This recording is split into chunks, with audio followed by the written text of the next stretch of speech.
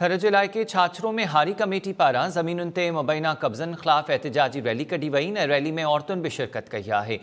बासर ॻोठ बपड़ाड़ियो में ज़मीनुनि ते कब्ज़ा करे रहिया आहिनि। रहवासियुनि तरफ़ां एहतिजाज कयो वियो।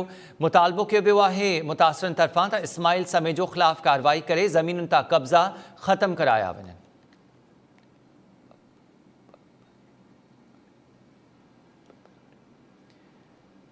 छाछरो वेझो ॻोठ बपराड़ियो में ज़मीनुनि ते कब्ज़ा करण ख़िलाफ़ हारियुनि तरफ़ां एहतिजाज कया विया आहिनि। इन एहतिजाज में औरतुनि बि शिरकत कई ऐं एहतिजाज कंदड़ ॻोठाणनि जो चवणु आहे त बासर इस्माइल समेजो तरफ़ां इन ज़मीनुनि ते कब्ज़ो कयो वियो आहे।